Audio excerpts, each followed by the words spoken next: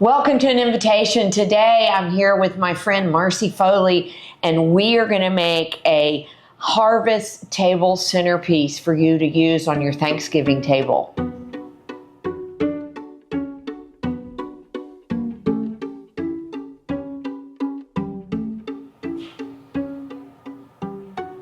So, Marcie, we cut the hole in the pumpkin, right? So we've got a hole there, and we made the hole big enough to put our vase in. And we've just already filled the vase with water. So now we're just gonna literally arrange right into the vase. Mm-hmm. If it doesn't sit well in the pumpkin, you can always, actually, why don't you take it out? We can put some foil in there to hold it in place. Mm-hmm. Mm-hmm. And we will to keep the that. base sturdy so the water doesn't slosh around. Exactly. So as a base. And that'll sort of hold the vase in place and you won't see it. And then we'll put the vase right on top of there. But the foil molds around the vase. It so does, it's nice so it and holds secure. it in place. There so you then go. when you pick it up and move it, the vase isn't going to move very much. Because it's slippery in there. So I got these today at the grocery store. So you can get flowers from the grocery store, the florist, wherever you want to get them. And I picked things that were in our color scheme for the harvest table. So I don't know about you, but I like to start with the bigger flowers. Yeah, I was thinking the lilies too. Let's start with the lilies. Okay. And how many do we have? Do we need to count? No, we're just going to put them all in here. This is this is the only arrangement we're doing, so we can do whatever we want to do. Great.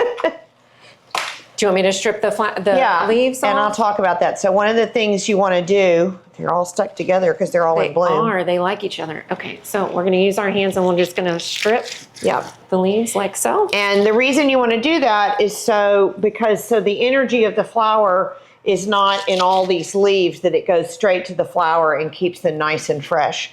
So I'm thinking we want to go about here in heights, maybe. Because it's going at a seating table. So we don't want it too high. Good we don't point. Want it to, so we don't want it too high. So maybe about there so we can see across it. Block your sight line. And I'm always going to do a cross cut on the stem. So you have a nice cross cut so that the flower can drink the water. So I'm going to start over here and then you can start over there. Okay. And we'll just kind of load these in. As we go. You never know what you're going to find at the grocery store, but usually you can find some things that you like. Oh, I like how you brought the jewel tones in pretty too. Yellow roses. Okay, and same thing with the roses, stripping the leaves off the roses. Be careful for thorns. And if they have thorns, you can use a stripper. You can. There's such a piece of equipment that's a rose stripper, but these actually don't have big thorns on them. So we're just going to take all these lower leaves off. Oh, I didn't even notice any. Doesn't hurt anymore. Can't even feel it. How high would you like to go with roses? I think kind of in the same vein, don't you think? So we're not getting too high. Sure. Now, if we were doing a taller arrangement, we could put these in full, but we're trying to keep this sort of at a medium height so you can see through it for the, I cut those a little short. Did you do the same? I did. Yeah, well, that happens, doesn't it? It's okay, they're still getting the water, as long as they're in the water. Just improvise a little bit. We will. And one of the things you can do with roses, if it's not quite open, you can blow it a little bit. But here's another trick, is you can turn it upside down, and with your palms, if you spin it just a little, they open up nicely. Ta-da! And you don't want to really use your fingers. Some people do, but it tends to bruise the leaves. But that way you get some open, pretty roses. One of my biggest faults is I try to use all the flowers in the bucket. Well, yeah. Got to leave room for the butterflies. But we need to leave room for the butterflies, exactly. So right now we've got these lilies and these beautiful roses. If you want to cut the stamen off the lilies, you can do that, because it will, as it opens up more, it's going to stain your hand. So sometimes I just come in and clip them off altogether. You don't have to do that. They're awfully pretty with the stamen, but as time goes on, that's going to rub up against your shirt and get that pollen on your shirt. Tends to get a little messy. Do you know how to get that off your shirt if you need to? No, I don't know. Is there a trick to that? There is a trick. I use either masking tape or Scotch tape. Oh, to lift it. Yeah, you don't ever want to rub it in, because it's going to just blend that in. And it almost looks like iodine. It does. And so if you just use the tape to pull it off, it comes right off. Nice. It's pretty neat. Or like a lint roller? No, that'll run it in. Oh, because you're rolling on top of it. So you just want something that pulls it right up and off. Something with adhesive. All right, so now we have these beautiful hypericum berries. To hypericum. Pretty. Hypericum come in several different colors, yellow, green, bright red, orange, but these are sort of a burgundy color. And for those of you that don't know, hypericum berry is the same as St. John's wort. So higher or lower? A little bit lower, and I like all the leaves to come off. All the leaves off. I like all the leaves to come off of the hypericum. Yeah, and these leaves because they're prettier when you just see them like leaves that. look a little ruddy. Yeah, and they get bushy. They get kind of exactly. They don't do as well. All right, and look, these are your favorites. I got these just for you. I love the kangaroo paw. I think kangaroo paws. Look how fun those are. They're nice and fuzzy. It's a good texture. Yeah. When we're doing flowers, we like multiple colors, multiple textures, so that you have some interest in the arrangement. Now, Marcie, in a minute, I'm going to want you to walk around the front and make sure we've got the front looking as nice as possible, because this is a 360-degree arrangement. So we're going to go all the way around. We want to make sure that it stays pretty and balanced from all the sides. And so we can see, this is something we can bring up a little bit because it's very, you can see right through it. So we can work through that. Here you go. Love it. And that will be just fine to do that. This color is perfect for fall. I know, isn't it great? I just loved it when I saw it today.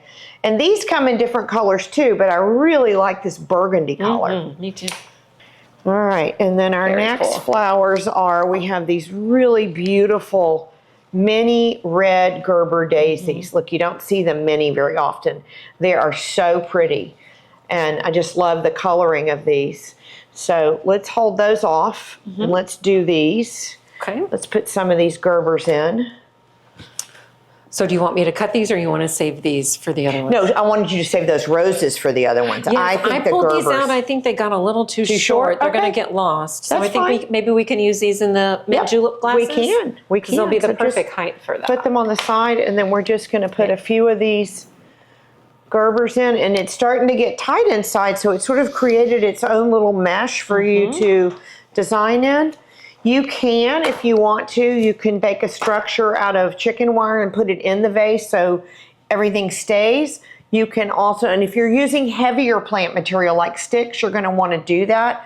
Or you can also tape the top of the vase with some floral tape so that everything stays in place. But I sort of like that we're doing this loose arrangement.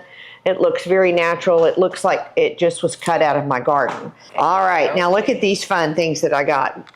Oh, safflower. Yeah, look at this beautiful safflower. Also really lots great way of to texture. Incorporate texture. Yeah. So Okay, fun. so let's. And fall in the perfect colors. Yeah, let's do a couple of these, 2 or 3. A little higher probably? A little higher, yeah. I think this is where we can get some height without it being obstructing to the view of everybody sitting there. Yeah, look at that. That's looking nice.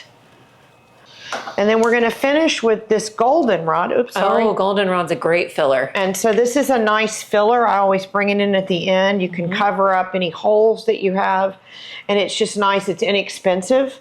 And I usually pull the little top leaves off here. And we'll just cut it. And then some of these things I like to go down low so we can get right near the pumpkin. Cover up if you've got, like this pumpkin has a little bit of a blemish on it. So it sort of covers that up. You could also use something like amaranthus that hangs. Hanging amaranthus would be pretty to kind of hang over the pumpkin if you wanted to. They did not have any of that this morning. Well, the goldenrod's very fall. It is, too. it is. It's very fall. Getting tight in the vase, isn't it? Yes, it looks good. And it'll hold itself really well. Oh, I think it's looking really pretty. What do you think? I like it. All right, we're almost done here. This was fun. It's really pretty. All right, one more of these right here. Yes, ma'am. You see any holes? Always want to look for holes to see if we see any holes. Oh, I think it looks really good. All right, so let's put a wrap on this one. What do you think? Beautiful. It's ready for the table. Thank you for helping me. And then we're going to do the little pieces and we'll be right back to do those.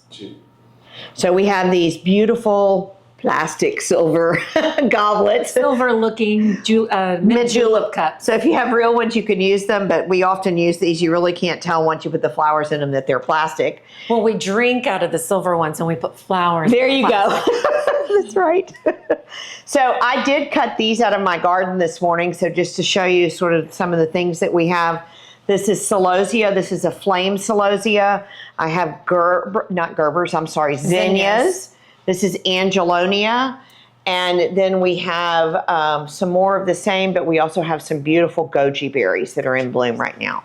So let's just start. We're going to make these very quickly. These can just be super quick. If you have more of your original flowers, you can bring those in, or you can just bring these, do these separately. And we're going to start with the celosia. I knew it. Well, let's start with the celosia. Love I'm going to borrow. This is such a pretty jewel tone color. I love it. And I love it. You want to take some of these leaves off that are not pretty, and like this one's really tall and it's not very pretty, so I'm just going to cut it off so we can use it there.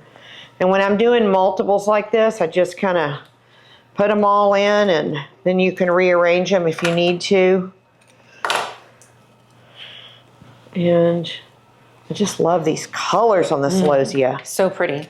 Vibrant. It is. And it's right now they change colors. You know, sometimes I get yellows, and these are all pinks and deep pinks and oranges and reds, which I just love. So did you plant the celosia, or was it a voluntary Actually, addition? my whole bed, I have a whole raised bed that's all celosia, and it was all volunteer. I had one plant that I had in the front yard, and it blew, I guess the wind blew it, and now I have an entire bed of celosia. It's one of my favorite things because it's really cool. It just grows all the time, and it just doesn't take a lot of effort. 2 pieces of celosia in each one? Some. Or it doesn't matter. Do you want me to break up this Sure. guy? Yeah, why don't you break that one up? And again, you can see I'm pulling all the leaves off these zinnias because I think the flowers are so pretty without the leaves. And look how they're all different. This is what is so funny. These are all zinnias, but all different types of zinnias. And I think that's just fun. And they're just different colors and different textures. And I'm just working from my bucket over here. Zinnias.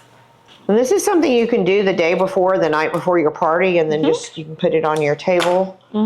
Especially if you have a flower like a tulip that's going to open up overnight. Sometimes it breaks, and I just float it in there. That's what happens sometimes. Marcie always used to tell me, be kind to the flowers. Be nice to the flowers. Be nice to the flowers. I mean, they're very forgiving, but be nice to them. They're not that forgiving if you're not careful. All right, so this needs to be a little bit lower. So sometimes you have to come back and edit. So I'm gonna steal some of that angelonia from you. Just let me take a handful. Oops, okay. And so we're going to use this here. And, you know, we could use some of those yellow roses we had from the other arrangement. Oh, yeah. Those are pretty. Here, let me see. So I'm going to put some of this angelonia in. And, you know, I usually don't love white flowers, but I think this white angelonia is so delicate and pretty, and it really helps pop these other flowers. And I just think it's so pretty. And then we've got these yellow roses that we had left over. Oh, look at that. Very pretty. Too tall. Okay. Yep, sometimes they're too tall and you have to get tighter. Yeah, like this guy keeps falling off to the side, so I'm going to take a little off it. A little top heavy. Yep. There it goes. He's too tall too, yep. Okay, so we can kind of line them up so we can see them all. And then I'm going to finish up with some angelonia. We're almost done here. So pretty. And we did 6 plus 1 big arrangement in about 15 minutes. So of all the flowers in the world, what's your very favorite flower? My favorite flower, ooh, that's a tough one. What do I like? Probably peonies. That's mine too. Probably just peonies. My favorite flower and I love ever. Lily of the Valley. Yeah, I think Lily of the Valley is beautiful and delicate and dainty as well. And I think hyacinth is cool. I love hyacinth, and I love the muscari, which is the Muscari, the miniature version of it. Yeah. Yeah. It almost kind of looks like a bluebonnet. A cousin, I guess, Yeah, if you say. Okay. All right, so now, and then I'm going to finish up. So when I have hanging berries like this, I think they are so pretty. So what I'm gonna do is cut them here, but I really want them to hang out of the vase so you can really see them. So they're gonna hang down a little bit. I can get them in there. There they go. So they kind of hang over. And again, these arrangements are meant to just look like they were you just cut the flowers out of the garden. And you know, the truth is we did just cut the flowers out of the garden. It's meant to look loose and organic. It's supposed to be loose and natural, not overly arranged.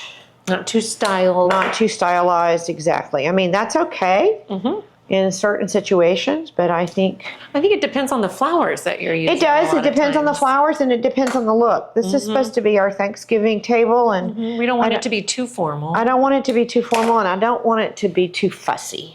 No, not you. No fuss. We'll see in a minute when the table gets done how fussy it is or not. That's when the linens come in. That's right. All right, look at this. I think cute. that is beautiful. So we've got 6 little arrangements here. We're going to put these down the center of the table. Marcie, thank you for joining me today. This sure was fun. Remember, you can take the flowers out of your garden, you can go to the grocery store and buy them, or you can just buy arrangements, whatever you like to do. It just needs to be easy, right? Sure. And the table's going to be pretty either way. That's right. So remember, enjoy cooking, enjoy entertaining, but most of all, enjoy the experience. Happy Thanksgiving.